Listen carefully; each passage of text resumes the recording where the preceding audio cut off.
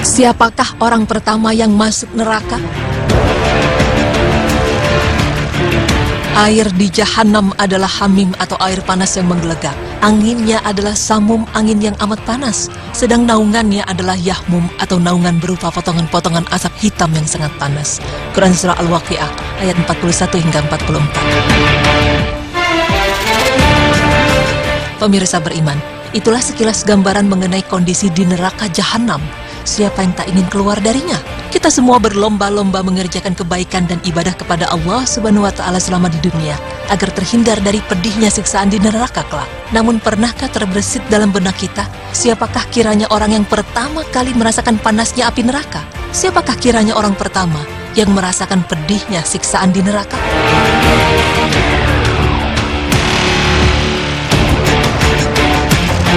Tentu sebagian dari kita ada yang pernah mendengar kisah bahwa Qabil adalah makhluk yang pertama kali masuk neraka dari kalangan manusia.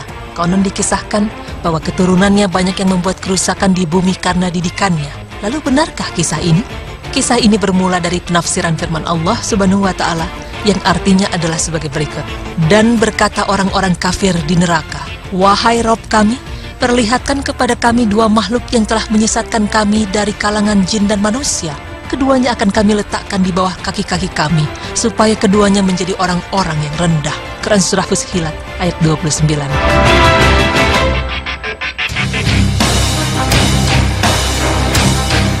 Para ahli tafsir ada yang mengatakan bahwa dua makhluk itu adalah iblis dari kalangan jin dan Qabil dari kalangan manusia. Keduanya sebagai pendahulu dan yang mula-mula mengajak masuk neraka.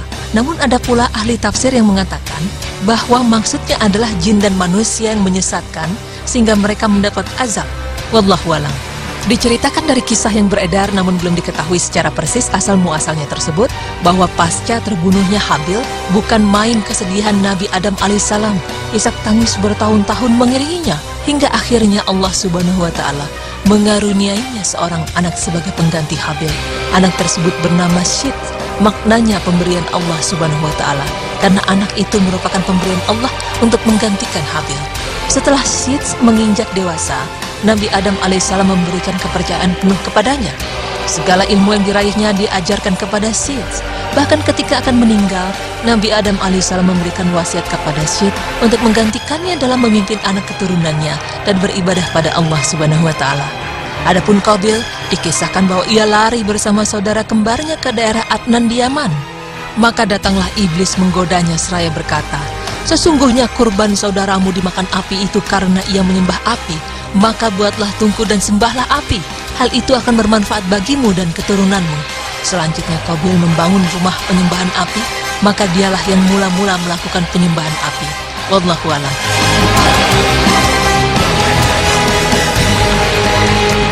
Pemirsa beriman, kisah tersebut tidak diceritakan dalam hadis Rasulullah Sallallahu Alaihi Wasallam. Cerita itu hanya tersebar tanpa sumber yang pasti. Bahkan ada yang berpendapat bahwa kisah ini bersifat Israiliyat atau disebarkan oleh orang-orang Bani Israel, sehingga kita tidak dianjurkan untuk mempercayainya.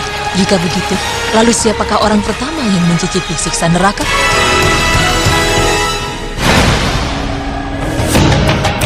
Pemirsa, dalam hadis Rasulullah Sallallahu Alaihi Wasallam disebutkan ada 3 golongan orang yang pertama kali akan masuk neraka.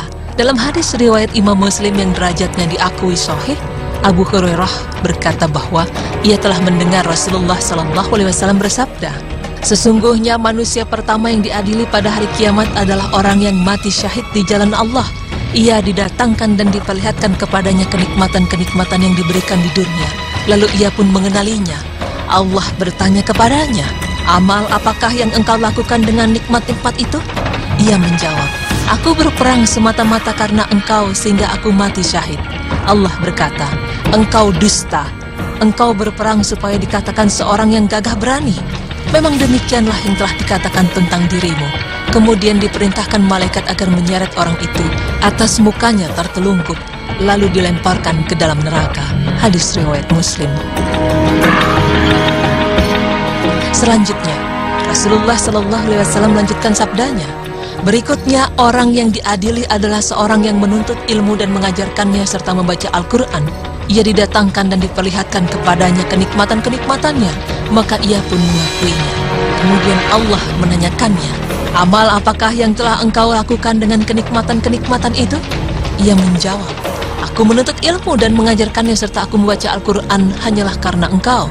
Allah berkata, engkau dusta. Engkau menuntut ilmu agar dikatakan seorang alim yang berilmu, dan engkau membaca Al-Quran supaya dikatakan seorang qori atau pembaca Al-Quran yang baik. Memang begitulah yang dikatakan tentang dirimu. Kemudian diperintahkan malaikat agar menyeret atas mukanya dan melemparkannya ke dalam neraka. Hadis riwayat Muslim.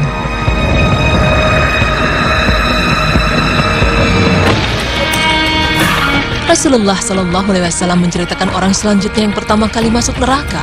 Berikutnya yang diadili adalah orang yang diberikan kelapangan rezeki dan berbagai macam harta benda.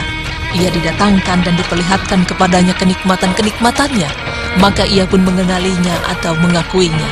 Allah bertanya, apa yang engkau telah lakukan dengan nikmat-nikmat itu? Dia menjawab, aku tidak pernah meninggalkan sedekah dan infak pada jalan yang engkau cintai, melainkan pasti aku melakukannya semata-mata karena engkau. Allah berkata, engkau dusta. Engkau berbuat yang demikian itu supaya dikatakan seorang dermawan atau murah hati, dan memang begitulah yang dikatakan tentang dirimu. Kemudian diperintahkan malaikat agar menyeretnya atas mukanya dan melemparkannya ke dalam neraka. Hadis riwayat Muslim.